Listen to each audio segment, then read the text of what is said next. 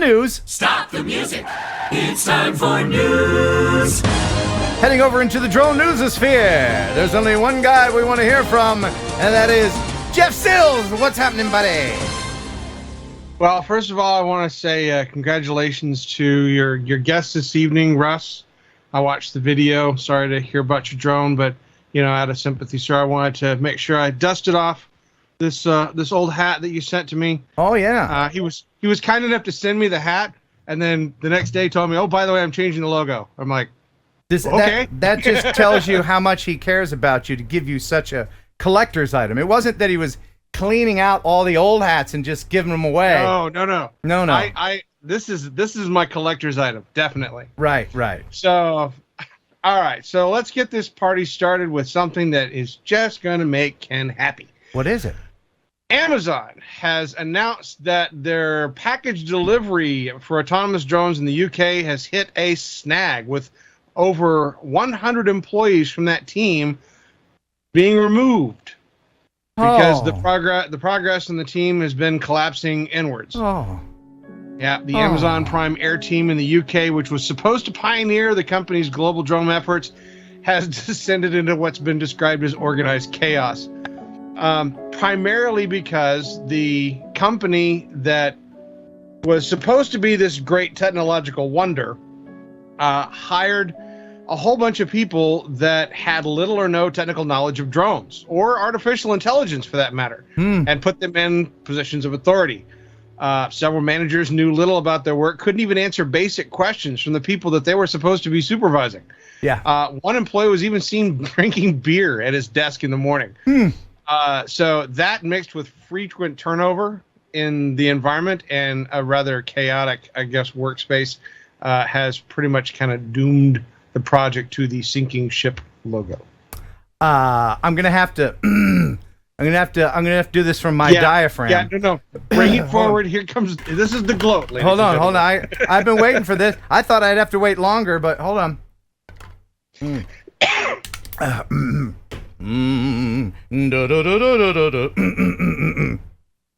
I told you so. How many stories have I brought to you guys about drone delivery? And every single time he likes to remind me, it will never happen. It won't. Okay. but Ken, they're delivering defibrillators in New Zealand. Well, yeah, of course they are. But you're never going to get your tube socks. You're just not, unless you live in a big city and you're transporting blood or medicine or defibrillators or something. You're not gonna order your AAA batteries and have them delivered by drone. You're just not. Yeah, delivery to residential locations of the general public is probably something that is a long way away from ever being something that we can see. But there are functional drone delivery systems out there that are used from point to point. And do you know why? Not to drive this home too much, but you know why that it's never going to happen. Do you know why all these UPS and FedEx and all these people, Amazon, had drone programs? It was because one person said it in public, and then the other company was like, well, we don't want to be seen as old-fashioned. We better get one going together. It's all about image. We've talked about it ad nauseum. We said the words Amazon or UPS. It's free advertising, all that. We've said that for years. We've been saying that, and they got all the free advertisement. That's what it is. It's all about image.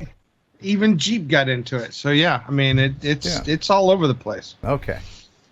All right. So next we have something that is out of the DJI patent universe. A couple of posts on Twitter combined with an inconsistent wonders of Google Translate has brought us this wonderful photograph of a potential drone in a box solution being considered by DJI themselves. This is a patent that they have for, I would imagine, beyond visual line of sight type environments, inspections, etc., where you would need the drone to sit and charge, etc. And it was kind of interesting that they were using the Matrice, 300 series, it looks like? It looks similar, yeah. So, yeah, this is definitely going to be probably an enterprise level tool. I don't think you're going to see Joe Schmo with his Mavic Pro in the backyard with the pop-up box. But did you anyway. Jeff? Did you say drone in a box? I think we probably have to go back. Let's go back to January. I think it was. Yes. Oh no, January, ladies and gentlemen. Hey girl, I got something real important to give you. So just grab my controller and listen. Girl, you know we've been together such a long, long time. Such a long time. And now I'm ready to show you how to fly. Wow. You know it's sunny, so we both should go outside. Go outside. Gonna give you something that will get us both real high. Really high. A gift real special. It'll knock you off your socks. Take a look inside. Open it, girl. It's my drone in a box. A drone in a box, baby. Yeah. It's my drone in a box. Not gonna get you a pair of Spanx. That sort of gift won't get me thanks. Not gonna get you a bowl of rags. You must think that I'm some kind of spaz. Not gonna get you a single rose. Nah, girl, this thing won't decompose. Wanna get you something that sounds like bees. It's my drone in a box. Wow, that was Good times. that You was remember that? some- That was a good day. I think that was back in Oh, dear January. God, do I remember that? You do? Oh, good. Excellent. Yeah, if you're new to the stream, that's the kind of stuff that you're missing out on. Glad you're here. Oh boy. Yes, please continue. All right. So the next story is out of Thailand, and this originally was something where a lot of people, when they saw this, thought it was fake. But this is real. This is a 6-year-old FPV pilot, goes by the name of Pepper FPV, is actually a member of the X-Blades racing team. Oh, look how This big those kid- goggles look on him. Oh yeah, this kid is amazing.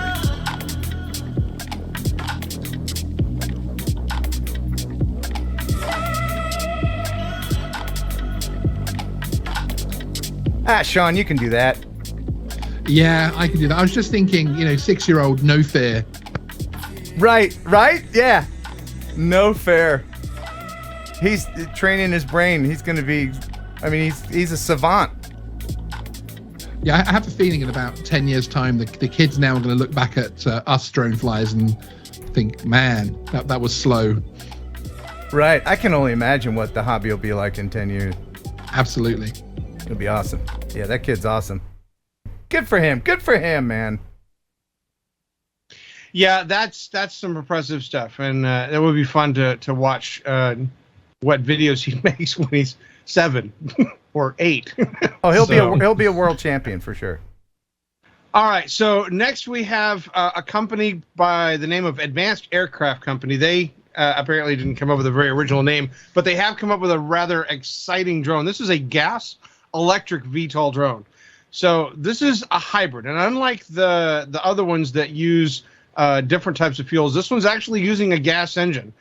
It's an electronic fuel-injected 35cc single-piston engine that drives a 2,000-watt generator that provides power to 6 independent brushless DC motors. This allows for 3.5 hours of flight time, which is 6 times longer than the conventional battery of a multi-rotor aircraft. And this thing can carry some fairly hefty payloads, too. I thought I saw. Let me look at the picture again. Is that a Hemi? Am I seeing a Hemi? Dual overhead cams. I mean, doesn't look that big, but I can't tell scale from the picture. Yeah, this is not a small drone. This is a fairly large drone. So this is more of a commercially viable drone. I know that the military has looked at it, as well as some other, I guess, foundations. The company's received $2 million as part of their latest round of funding. So this is something that they're working pretty hard on. I'm be interested to see what a gas electric drone can do. Is that big enough for toddler liftage? I mean, how No, many this toddlers would can it not lift? be a toddler lifting drone. Okay, because that is the true test of any heavy lift drone is how many toddlers you can lift.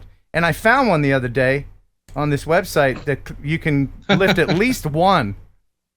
I think if you want to buy this, I'll put a link in the description, but toddler not included, which is a plus for me. If I had to take the toddler with it, I wouldn't buy it. All right. So the next is a Swiss-based company called Wingtra that has recently launched its next-generation flagship drone, the Wingtra Gen 2. It's a commercial mapping drone. This comes with an upgraded camera that's mounted on an oblique angle. It has a wide field of view so that it can fly over areas and map large sections. They recently used it in Zurich to do surveys of the city, and then what they're doing is taking those surveys and remapping the way that the city streets operate to improve the traffic flows and to improve the quality of life in the city. Very cool. Yeah, so that's a pretty fabulous new drone. Looks like it's made by Autel. It does look like the minute you see anything orange, everybody's like, "Oh, it's Autel." Right. Oh God. What is it? What's wrong, Jeff? Are you okay? Do you need me to send a drone over with some? This next one hits home in so many ways because not only was it a Texan that did this, but he did something horribly stupid. Yeah. So this Dallas-based tourist, Adam Ismail, 22, decided that it would be a great idea to crash his drone into the World Trade Center. Yeah. Check out what he said. I'm out here from Dallas, Texas, and essentially what just happened over the past 4 hours was I flew my drone into the World Trade Center. So I saw this fountain over there, and thought it was pretty cool looking.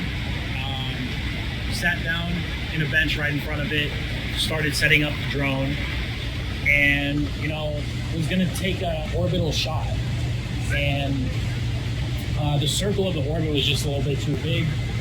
It right before it crashed into that building, I realized that it was backed up a little bit too far from the fountain, and it was moving too fast for me to stop it at the point that I realized. So by that time, my drone was pretty much gone at that point. I crashed into it, got stuck in between the metal and the concrete side of the building. So what they told me that needed to happen was, if I would absolutely need the drone back, they would need to get a crane and remove top panel, middle panel, and then the bottom panel in order to get that thing out, which would be a 6-figure plus job just to do. So more effort than is needed for $1,200 drone. So I guess I'm gonna just get another drone here soon enough. I don't know. Maybe if you have money left over for bail. But look. He's lying about the fountain. Nobody goes in where all the tall buildings are to film a 10-foot high fountain with the drone. He's lying about that. He is. He's just covering his ass. Is what he's doing. You're flying in New York, which is some of the most heavily policed, airspace. I mean, what is it? Neistat was flying in New York all the time and constantly getting in trouble. So why this guy thought it'd be a great idea to go to the center of New York, next to the World Trade Center, and launch, what was it, DJI Air 2S? Yeah, this is the problem though with information. Not everybody that has access to a drone also has access to all the rules that you need to fly that drone. Why was that airspace not restricted? Why was there not something set up where it would prevent him to fly? I mean, even if it was wide open, you should know better because you're going to have to fly over people and cars and Just don't do that. Yes, Sean, you had something to add. I believe one of the issues there is that although the TFRs, the no-fly zones, don't include that part of Manhattan, it's actually a local government ordinance that prohibits aircraft full stop in Manhattan. Okay, don't get me started on that. Yeah, I defer to the FAA in all cases. Sorry, local guys. Right. So it's one of those situations. Sorry, I just do. It's federal. The airspace is federal. Yeah. You can do what you want. Although, of course, they can stop you taking off and landing, which is the main thing they do. So, yeah. But the interesting thing about this was that, and I guess this is the other side of this, is that his interaction with the police department afterwards, everything was very calm. There wasn't any arguing, screaming, or yelling. They didn't give him a hard time. He was a good sport about it. They were a good sport about it. So, overall, the whole interaction that he had with them, shy of his drone now being a permanent fixture in the 7 World Trade Center building, which is not good because there's a LiPo battery up there now. They're going to have to get it out. They won't charge him, but they will get it out. They won't leave it in there. And by the way, just to be fair to the guy, I would do the same thing if I had just done that. And I got a guy with the camera. Hey, what happened? Oh, I was just trying to film the fountain. Yeah, I was just trying to save the kitten over there. Just filming the fountain. No, I know there's a 1,000-foot building there, but no, the fountain is what I was interested in, Your Honor. All right, back to you, Jeff. All right, so next in the news, this is something that's coming out of Japan. One of the universities in Japan has been doing experiments that they published recently in the Journal of Spacecraft and Rockets, where they're using microwave transmissions to power a drone in flight. Now, it doesn't really sound like a big deal right now because the flights that they're getting last about 30 seconds. It's a 400-gram vehicle. It flies to about 800 centimeters, but it's proof of concept that with the tracking mechanisms and stuff that they have, that they would be able to keep a drone in flight using microwaves indefinitely, as long as they have a decent power source. Wow. And this would supersede those drones that use tethers. And you can cook up a burrito while you're keeping your drone powered up. Oh, cooked it too much. Ooh. Yes, you could probably cook your food while you were flying. Yeah, that's smart. Use a microwave to. Okay. All right. So we have an Olympic gold medal attempt recently by Tony Finau at the Tokyo Games, but he probably had more fun sharing this video where he accidentally took out a drone at a recent video shoot, and he took it out in a way you don't expect him to take it out. This is awesome.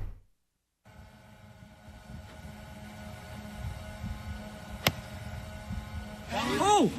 Let's see that again from the other angle. What? So he didn't hit it with the ball, he hit it with the divot. Yeah. The divot of Earth hit the drone and took it out. Not the ball. The grass. The grass. $1,200. What are the odds that a piece of dirt, randomly flying through the air would be the thing that takes out the drone? I thought that was, I guess, an impressive video to share. I mean, if you can afford to whack your balls at a drone. Listen to Uncle Ken, kids. Don't endanger your balls by putting them near drone blades. All right. Hold on. The more you know. All right. Back to you. The United Nations has warned people across the world that honeybee colonies have been declining. And so one University of Maryland professor wants to avoid that scenario by developing a series of tiny drones. So Giannis Alamanana. Yeah. Who is it? Can't pronounce it. What's his name? Alamanana. No idea. Wait, what's his name? Alan Manawa. Giannis Alamanana. Yeah. It's Alan Manamana. All right. So he's developing what they call a robo beehive. This is going to be an artificial beehive that would house a bunch of small drones, within a larger drone. The drone would then fly and attach itself to a tree or some sort of surface, and then unleash the drones that would then go out into the areas that it could retrieve pollen. These drones would then pollinate the flowers and then return back to the RoboHive. This is something that they're trying to do to help spread pollen, which is something that bees naturally do. And so being able to simulate this and I guess essentially help the bee population. It's so important. It really is. Interesting project. It's so important. Bees are very important. We would die without bees. You know that? We wouldn't be able to eat. We'd die. Thank you, bees. Hopefully we will get some more information as they work on this, because I mean they have a pretty daunting task in front of them with the processors, the cameras, the sensors, the tracking, the LiDAR system that they're going to need to be able to drive these drones. So it's something that I can't wait to see more videos, more footage come out from them as this project advances. Interesting, yeah. All right. So next we have a drone pilot in Canada got some video footage Saturday of officials freeing a young gray whale. This gray whale had gotten trapped in fishing nets. Aww. And they had an effort to liberate this 26-foot mammal over several days. And this guy just happened to be there the moment that it got free. Oh, man. I hate to see that. Yeah, the fishing group reported that the whale had become tangled in their nets and couldn't be freed. And this was back on July 27th. And so they went out and over several days worked on rescuing the animal and cutting it loose and getting it free. And of course, the happy story is that they were successful. That's and good. The whale was able to swim away. That is awesome. Oh, what relief. And he's so happy that he does a little breach here for everybody. Ah, that's him saying, thank you, guys. That's awesome. Great footage. We got to be nice to our animal friends. Hey, yep. And of course it helps. Except squirrels. Kill them. Everybody else, though. Wow. Sean, in the UK, do you have a squirrel problem over there? Do people eat squirrels like they do in Louisiana? No? No. I mean, we have squirrels, and you know, we tend to set up little feeding things in the gardens for them and stuff. It's a slightly different attitude. You encourage? You help the I squirrels? Some people encourage. I wouldn't necessarily say overall, but some people do. Okay. Maybe I've been living in Tennessee too long, but what I do is I feed the buzzards. Do you know how I feed the buzzards? By dropping squirrels. Yeah. Ken, you're shooting too many squirrels. No, I'm just feeding the buzzards. Anyway, sorry, Peter. Okay, go back to you, Jeff.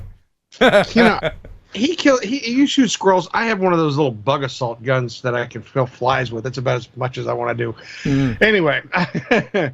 All right, so the Ehang has been working on a 10-month-long technical evaluation for China's national firefighting equipment for one of their drones, the EH-216F. And this is a drone that will be used, it's similar to their passenger-carrying drones, but this is a drone that will be used in the firefighting efforts, and it actually goes out and it shoots foam into fires, you know, from outside. And this is actually pretty impressive on how the system works. Yeah, Ehang is a pretty impressive company. Of all the would you ride it type drones, I might ride one of these one day. Yeah, they have the best proof of concept of all of the different companies. Hold on a second. Hold on. Was that an Ehang ambulance? How are they going to pick someone up? Hey, just step over the propellers and hop in. Yeah. We'll get you to the hospital. Brah! So it breaks the window, and then it can fire the foam inside. Oh, neat. Instant foam party. Yeah. So this is a really interesting and I think exciting new use for these drones, and obviously because of its weight and its size, it can carry, you know, enough payload to actually make the work that it's doing viable. The one systems that we've seen here in the United States use a tethered drone, you know, that gets all of its stuff from the ground. This is self-contained. That's really So cool. I mean, you think about all the fires in history where something like this could have really made a difference. It's so great that this is happening. We're living in the future, man. This is so impressive when I see stuff like that. All right, so now I get a chance to talk about successful drone deliveries. Volansi is one of the leading companies for autonomous point-to-point deliveries, and they're using a fixed-wing vertical takeoff and landing drone that recently completed a huge milestone. It did the first autonomous drone delivery between two separate ships. Huh. So two ships that were 15 nautical miles away from each other, moving ships. And the drone was able to take off and fly the distance and then land, delivering the I guess whatever the payload was, which it can carry up to about 10 pounds. That's and great. It has a range of 42 miles. That's really great because you know how two ships, if they need to get something to the other ship, they have to pull up alongside each other, and use a long boom arm, or drop a boat in and go to the other ship. I mean, it can be really dangerous. There's lots of situations where they just need a part, you know, and one ship nearby may have an extra part that they can use. So having this ship-to-ship capability, and being that it's autonomous, is also something great, because obviously ship captains don't want to have to go become drone experts. Yep. So having an autonomous system that they can just kind of point and click, telling it to go, is great. That's great. Let me look at the image again here. Does that say Amazon? No, it doesn't, does it? No. No. No, it doesn't. That just drives you. Told you so! Sorry, that felt so good. It feels so good. Oh, man. Okay, so this one is out of the University of Zurich. They have developed an algorithm that can find the quickest trajectory to guide an autonomous drone through a series of waypoints in a circuit, which also means they have made a drone that was able to beat a world-class human pilot on an experimental racetrack. Oh, cool. We propose a novel method that allows to optimize a trajectory passing through many waypoints by using complementary constraints to indicate progress through the individual gates. The computed trajectories are benchmarked against two expert human drone racing pilots. Our time-optimal trajectories not only beat the humans, but do so with much better consistency. To the best of our knowledge, this is the first time autonomous drones actually beat human pilots in terms of speed and lap time. Our algorithms can compute such trajectories for arbitrary tracks defined by multiple waypoints. Wow. So we don't need Johnny FPV anymore? Well, no, but I mean, if you think about it this way, they have been working really hard on trying to develop the algorithms necessary for this type of complex flight. FPV flying is by far some of the most complex flying that there is. And being able to have an AI that can study the environment, develop this algorithm, and fly through complex landscapes is an amazing feat. So if you had, an area that had been decimated or damaged, by, some sort of flood or a fire or something like that, and the drone had to figure out a path through a very complex, landscape of debris, etc., a human pilot would have to kind of visually pick their way through it, whereas this AI can develop it as it goes along and get through it faster. This is really amazing stuff, and I don't think I care as much about it beating a human pilot as much as I care about the fact that the ways that this can be applied, not only just in the drone industry, but in other robotic industries, is amazing. It really is. We're making great strides. Amazing stuff. Yeah. Okay, and how this is not so amazing. So we did stories on the guy flying the platform down LA streets, and then the same doofus decided it was a great idea to fly it through New York in Times Square. And so naturally, of course, he's going to try to one-up himself And this time I think he met his match. Literally met his match. I hate to see this. So the ball bounced. He missed. Ooh, he missed it. Let's see that again from another angle. Missed the basket, bounced up, right into the blades. Ugh. It doesn't look like he was. Yeah, always right. It doesn't look like he was really hurt that bad because, it looked like he's like 20. 20-year-olds are made of rubber, so he'll be fine. But he could have really messed himself up there. Yeah, I mean it's one of those things where when you do these things and try to show this technology off, there are some limitations you might want to consider. And having the basketball bounce back. But would we have shared it had he made the basket and not crashed? No, we wouldn't. So, views, medical bills. You gotta.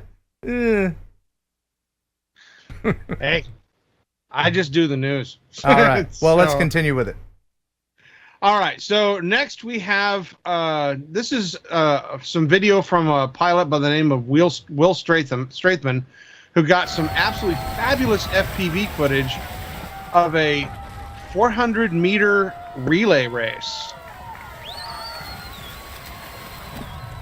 Oh, neat. And it has a surprise ending. Okay. Woo! Close to that water. Do we know what kind of setup this is? I'm trying to see if it has any information about the specific drone that he used. I don't see a lot of detail on it. But just listen to the audio. It's much more dramatic without a music track. To do sound design on it like this is really taking it to the next level. But there's a surprise ending, you say? Oh yeah. All right. Not what you would expect. All right. Nobody loses their Speedo, right? Then we would need to filter the show, yeah. Yeah.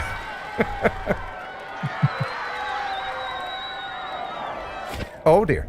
Oh. And smile. So that was on purpose then, right? That was on purpose, yeah. Oh, okay, good. Great. That's kind of cool, yeah. I love the way they did that. Yeah, very good. Excellent. All right, so last in the news. Researchers in Australia have been strapping heart rate monitors on sheep because sheep herding traditionally has been done with dogs. Mm-hmm. And a lot of sheep herders have been switching over and using drones to do this. But the concern is that the drones could be scaring the sheep or harming the sheep. And so the University of New South Wales has set out to discover just what that is. Okay, and there's a spokesperson in this video, and the subtitles were kind of hard to read. So what I did was I enhanced the subtitles. Okay? So you're welcome, viewers. The words were too small to see, so what I did was I enhanced the subtitles. So enjoy this story. My research is focusing on using UAVs to herd sheep. Can't really My read name is Squadron Leader Kate Yaxley. I'm the Visiting Military Fellow at UNSW Canberra and one of the lead researchers for herding animals and determining whether or not this has a direct impact on the welfare of animals. Can't really read. The aim of my research was to see if we could design an autonomous system that considers the welfare of the sheep and empowers the farmers. We have to zoom in on the subtitles. In this there we go. case, That's artificial intelligence, while also ensuring social and ethical responsibilities towards the animals. UAVs are currently being used by farmers, so this isn't a brand new school of thought. But what we have found is that there was no understanding of how the sheep I can read that a lot better. Technology and the impact of the technology on their welfare. We measured the variations in their heart rates and we found it to be much lower when using UAVs with appropriate approach speed, and that the animals could actually respond to the technology. I want to empower farmers to work in different ways while maintaining social responsibility towards animal welfare and ethics. Yes, emphasis on the ethics. Emphasis on those ethics, because we're very ethical here on the show. Are we not? Absolutely. Sean? Were you able 100% ethical. Aren't you glad that I blew those subtitles up? Yeah. We really needed to see more of the bottom end of the screen. It's it's only a considerate thing that we can do. We have a lot of older people watching. Yep. And you know, we don't want them to have to press their nose against their giant screen TV to read this stuff. So it was only fair that I did that. Now, although they may have been doing that anyway, but yeah, sorry. Yeah. Now, I have to go back. Now, what do you think of that clip that I would focus on, other than the subtitles? Vertical video. That, and did you catch her name? Did you catch My that? name is Squadron Leader Kate Yaxley. What is... Squadron Leader Kate Yaxley. Is that a real name? What the hell kind of millennial name is that? What, Kate Laxley? No, squadron leader. Oh, squadron leader is a rank in the RAF and the New Zealand RAF. I thought it was like some millennial parent named her kid like Rainbow or Peanut Nugget or something. Yeah, I never heard that. It's a rank in the RAF. I thought it was a wacky name. Oh, thank you for clearing that up. No problem, sir. Now, Jeff, I'll give you the last word before we get out of the news. Let's see. Hoops. Definitely today would be hoops. Hoops. Thank you so much for the news, and I will see you later, my friend. Thanks for stopping by. Now get out. This video lovingly sponsored by RemotePilot101.com. If you are serious about making money with your drone, whether it be photography or FPV, well, then you're going to need from the FAA a 14 CFR Part 107 certification. And the best place to study for that certification is RemotePilot101.com. Jason Shepard is a pilot and author of 8 best-selling aviation flight training books. And yes, taking tests suck, especially government tests. But Jason breaks it down into 10 easy lessons into little digestible pieces that even someone like me can learn from. And if I can do it, you can do it, by golly. Each lesson is streamlined. There's no fluff. Everything you need to know for the test and nothing more.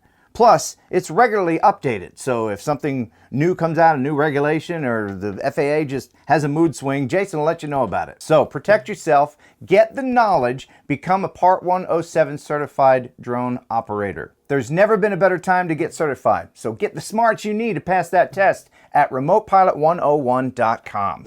Use Heron 18 to get 30% off. That knocks the price down to $104. Look at that! Boom! Magic time! You wouldn't drive without a driver's license. Don't fly without a UAS license. RemotePilot101.com.